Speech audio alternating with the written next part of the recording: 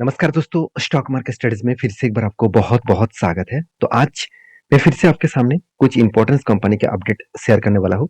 तो वीडियो को पूरा लास्ट तक देखिएगा और अभी तक अपने चैनल को सब्सक्राइब नहीं किया तो जरूर कर लीजिएगा। कंटिन्यूअसली इन्फॉर्मेशन और अपडेट्स पाने के लिए चैनल के ऊपर बने रहिएगा। तो चलो देख लेते हैं कौन सा कंपनी है इस वीडियो के अंदर। फर्स्ट जो कंपनी है उसके बारे में चर्चा करूँ, उसका नाम है आईडीबीआई बैंक। तो आईडीबीआई बैंक के बारे में बात करूँ तो इस कंपनी एक गवर्नमेंट कंपनी के ऊपर मतलब एक इस कंपनी को मैं गवर्नमेंट कंपनी कहूंगा, क्योंकि देखने में तो और काम करने में तो कंपनी प्राइवेट है, मगर इसका प्रमोटर जो है वो टोटली गवर्नमेंट है। क्योंकि इस कंपनी के ऊपर जो इन्वेस्टर है आप देखेंगे तो प्रोमोटर के पास कितना होल्डिंग है, 94.72% के आसपास। तो और वो भी प्रोमोटर कौन है वो भी देख लीजिए, लाइफ इंश्योरेंस कॉर्पोरेशन, जो एक खुद गवर्नमेंट कंपनी है, जो 49% के आसपास होल्डिंग इस कंपनी के ऊपर उठा कर रखे हैं। और प्रेसिडेंट ऑफ इंडिया मतलब गवर्नमेंट खुद इस कंपनी के ऊपर 45% के आसपास होल्डिंग उठा कर रखे हैं। तो जो लोग सोच रहे हैं कि इस कंपनी प्राइवेट कंपनी है, मैं जरूर कहूंगा प्राइवेट कंपनी तो है, मगर इसका जो ऑपरेटर है मतलब जो इसको ऑपरेट कर रहे हैं, जिसको इसका जो इसको मैनेज कर रहे हैं, तो वो टोटली प्रोमोटर जो है वो गवर्नमेंट है। तो इस कंपनी के ऊपर बाकी देखिए इंस्टीट्यूशन एफएसडीएस ने कोई होल्डिंग को नहीं उठा पाए। क्यों उठा पाएंगे? क्योंकि उसके पास होल्डिंग उठाने के लिए तो शेयर ही नहीं है। तो यहाँ पे क्वेश्चन आप ये भी कर सकते हैं कि सर पब्लिक के पास तो इतना होल्डिंग था, इतना होल्डिंग है, तो क्या उसमें से पब्लिक के पास से वो शेयर छीनकर वो बाई नहीं कर सकते थे? हाँ, जरूर कर सकता था, मगर उन्होंने नहीं किया और करेंगे भी नहीं। क्योंकि सेबी के एक रूल्स के हिसाब से कोई भी कंपनीज के ऊपर अगर 75% के ऊपर होल्डिंग्स है तो उसको आज नहीं तो कल उसको बेचना पड़ेगा। तो जब बेचेंगे तो उसका शेयर बाकी जो शेयर है तो बेचेंगे जब कितना 94, उससे 75% का होल्डिंग उसको बेचना पड़ेगा। तो इसका मतलब कितना है, वो करीबन करीबन 19% के आसपास होल्डिंग को उसको बेचना होगा। तो जब 19% के आसपास होल्डिंग को बेचेंगे तो उस शेयर को आप जरूर देखना एफएस और डीएस जरूर उठाएंगे।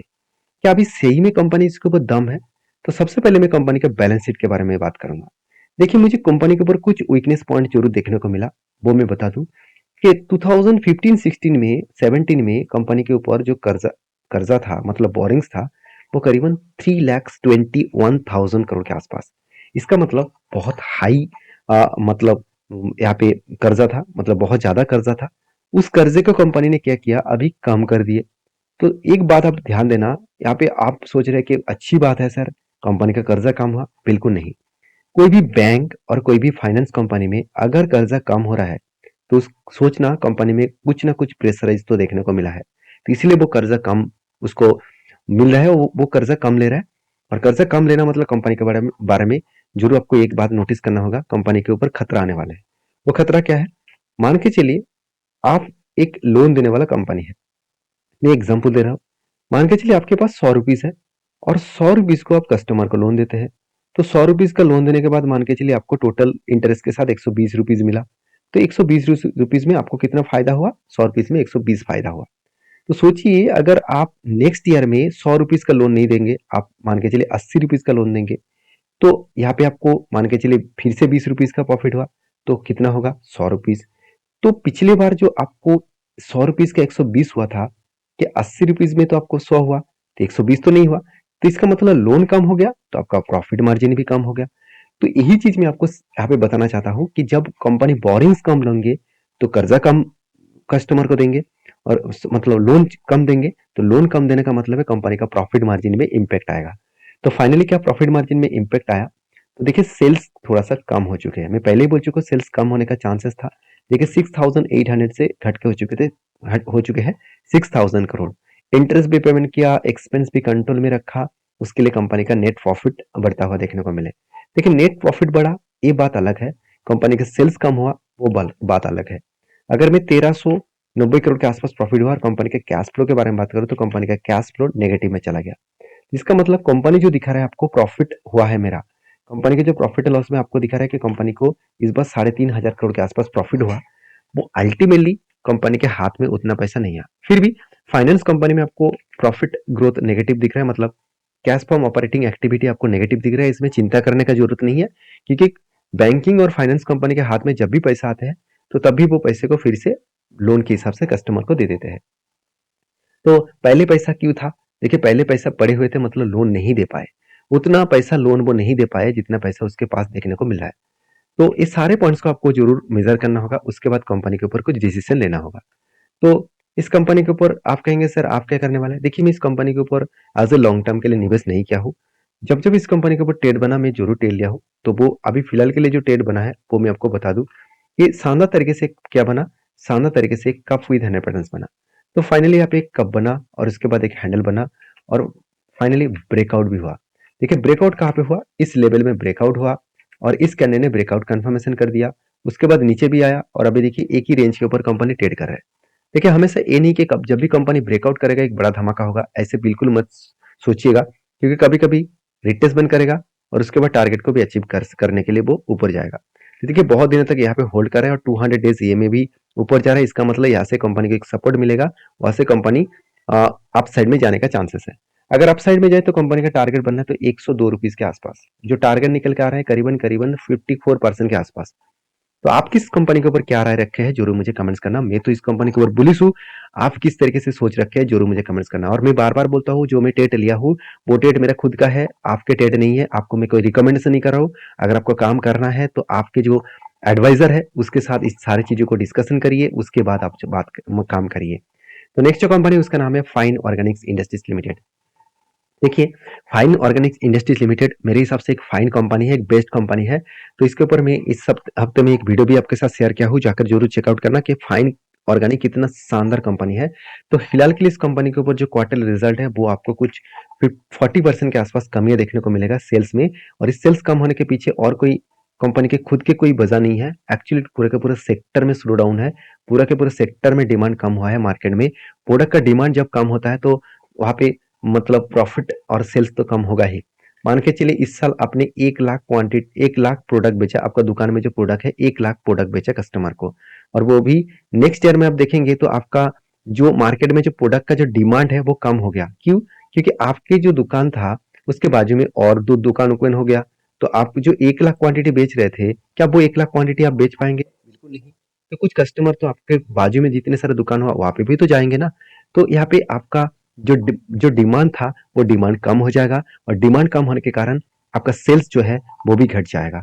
और यही सेल्स घटने के कारण कंपनी का जो प्रॉफिट मार्जिन है उसके ऊपर भी थोड़ा सा इम्पैक्ट आया। ऑलमोस्ट 50% के आसपास कंपनी का प्रॉफिट मार्जिन कम हुआ।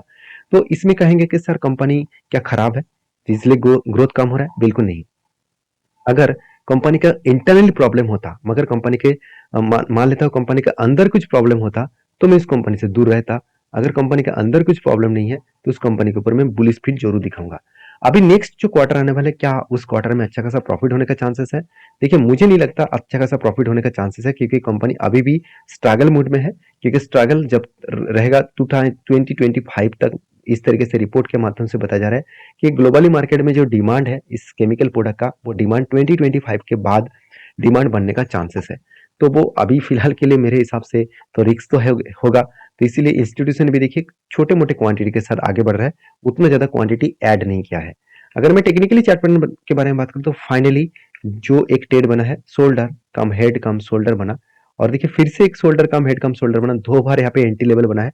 तो कोई भी एंटी लेवल को अगर ब्रेकआउट करे तो देखिए फाइनली यहाँ पे ब्रेकआउट तो हो चुका है। मुझे इस ब्रेकआउट के ऊपर कंफर्मेशन चाहिए। तो जिस तरीके से कंपनी ने रीबैक किया तो मुझे लगता है अभी इस लेवल को वो ब्रेकआउट करेगा। अगर इस जगह पे थोड़ा सा होल्ड करे उसके बाद ब्रेकआउट करे तो हायर पॉसिबिलिटी है इस लेवल को वो टारगेट को अचीव कर सकता है। बाकी आप किस तरीके से सोच रखे हैं इस कंपनी के ऊपर जरूर मुझे कमेंट्स करके बताना। नेक्स्ट जो कंपनी है उसका नाम है आईआरसीटीसी। देखिए आईआरसीटीसी के बारे में एक ही बात कहूंगा, इस कंपनी के जो बिजनेस मॉडल है वो कुछ हटके है, क्योंकि इस कंपनी ऑनलाइन टिकट बेचने वाला इंडिया के नंबर 1 पोजीशन में है। और ऑनलाइन जो रेलवे टिकट है, साथ ही साथ रिजर्वेशन के ऊपर टिकट है, फ्लाइट्स के ऊपर है, बसेस के ऊपर है, होटल्स के ऊपर है, हर तरीके से रिजर्वेशन इस कंपनी के ऊपर देखने को मिलेगा। और इंडिया में दो ही कंपनी है जो ऑनलाइन टिकट बेचने वाला कंपनी है जो प्रॉफिटेबल में है। देखिए बहुत सारे ऑनलाइन टिकट बेचते हैं, बहुत सारे कंपनी ऑनलाइन टिकट बेचते हैं, उनमें से दो कंपनी है जो इस तरीके से प्रोडक्ट्स के ऊपर प्रॉफिटेबल में है। जैसे आप देखेंगे तो आईआरसीटीसी जो Indian railway catering and tourism जो कॉर्पोरेशन कंपनी है, इसका जो ग्रोथ है अपकमिंग टाइम्स में और भी ज्यादा बढ़ने वाला है, क्योंकि गवर्नमेंट ने एक डिसीजन लिया कि इस कंपनी के ऊपर अपकमिंग टाइम्स में और भी पुश करने वाला है। इस कंपनी को आगे बढ़ाने के लिए नया नया प्रोजेक्ट भी मार्केट में लॉन्च किया जा रहा है। देखिए एक रिपोर्ट के माध्यम से बताया जा रहा है कि करीबन 400 से भी ज़्यादा वंदे भारत ट्रेन कुछ अपकमिंग ईयर्स में मार्केट में मतलब वंदे भारत अभी चला जाएगा ऑल ओवर इंडिया में। तो 400 से भी ज़्यादा ट्रेन अगर मार्केट में चलेंगे तो कैटरिंग का जो बिजनेस है, ऑनलाइन टिकट का जो बिजनेस है, वो कितना हाई लेवल में ग्रोथ होने वाला है आप सोचिए। क्योंकि देखिए लोग एक जगह से दूसरे जगह अभी फ्लाइट के प्रेफर करते थे, तो जो लोगों को मान के चलिए उतना अर्जेंट नहीं है फ्लाइट में जाने के लिए, तो वंदे भारत जैसे ट्रेन को मतलब प्रेफर कर सकते हैं, क्योंकि वहाँ पे फ्लाइट के जैसा सारे फैसिलिटीज दिया दिया जाता है। साथ ही साथ अच्छा खासा खाने पीने का भी चीज मिल जाता है। तो ये सारे चीजों के कारण मतलब सारे चीजों के सामने रखते हुए एक ही बात मैं जरूर कहूंगा कि आईआरसीटी जैसे कंपनी के ऊपर आपको हमेशा फोकस होना चाहिए। इसीलिए देखिए इंस्टीट्यूशन के पास एकदम ना के बराबर होल्डिंग था, बहुत धीरे धीरे करके खुद का होल्डिंग को बढ़ा दिया।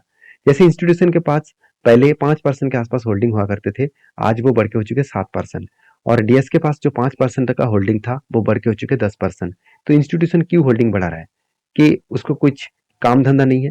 बिल्कुल नहीं। वो ही तो मेन प्लेयर है इस मार्केट का। अगर वो होल्डिंग बढ़ा रहा है तो कुछ सोच समझ कर ही होल्डिंग बढ़ा रहा है, क्योंकि कंपनी फर्स्ट टाइम 1000 मतलब 4 डिजिट तक कंपनी प्रॉफिट को लेके गया है। तो जब इस कंपनी के अच्छा खासा ग्रोथ हो रहा है तो उस जगह पे कंपनी के अपकमिंग टाइम्स में एक पॉसिबिलिटी है आगे बढ़ने का। तो देखिए कंपनी के ऊपर वॉल्यूम थोड़ा सा वीक होता देखने को मिले। अभी वॉल्यूम वीक क्यों हो रहा है? क्योंकि कंपनी एक लंबा जर्नी के बाद एक शोल्डर कम हेड कम शोल्डर बनने के बाद ब्रेकआउट हुआ था और फाइनली टारगेट को भी अचीव किए। और टारगेट जब अचीव हुआ तो कितना टारगेट था? 24% के आसपास। जब एंटी बना था तब भी मैंने वीडियो बना के शेयर किया, जब कब बना था तब भी वीडियो बना के शेयर किया। तो जब जब मैं इस कंपनी के ऊपर कुछ मुझे लेवल्स देखने को मिले, कुछ अपडेट्स है, मैं हमेशा आपके साथ शेयर करता रहता हूँ, क्योंकि मुझे लगता है कि आपको मार्केट के बारे में जानने के लिए हमेशा चीज़ों को देखना पड़ता है, और आप ऐसे वैसे तो नहीं देखेंगे, तो शायद मेरे वीडियो देखकर आपको कुछ जानकारी तो मिला होगा। तो अगर जानकारी अच्छा मिल रहा है तो प्लीज़ एक लाइक ज़रूर कर देना। और मैं बार-बार बोलता हूँ, मार्केट के बारे में अपडेट पाना चाहते हैं, तो टेलीग्राम को जॉइन करिए और इस वीडियो में कुछ सीखने को मिले तो एक लाइक ज़रूर कर दीजिएगा। तो नेक्स्ट जो कंपनी है उसके बारे में चर्चा करें, उसका नाम है नेस्ले इंडिया लिमिटेड। इसके ऊपर आपको अपडेट मिल चुके हैं कि स्प्लिट देने का कंपनी 1 के बदले 10 शेयर देने वाला है, और वो भी 5 तारीख को, जनवरी मंथ में 5 तारीख को आपको स्प्लिट मिलने वाला है। तो ये था कुछ अपडेट्स। वीडियो में जानकारी अच्छा मिले तो प्लीज़ लाइक करना, और इस वीडियो में टोटली एजुकेशन पर्पस में शेयर किया हूँ। तो जानकारी पाने के लिए मेरे चैनल के ऊपर बने रहिए। अगर आप टिप्स के लिए आए हैं तो मेरे हिसाब से मैं क्षमा चाहता हूँ, मैं कोई टिप्स नहीं देता हूँ। और काम करना है तो आपके जो एडवाइजर है उसके साथ बातचीत करके ही काम करना। मिलते हैं नेक्स्ट वीडियो में, तब तक के लिए धन्यवाद।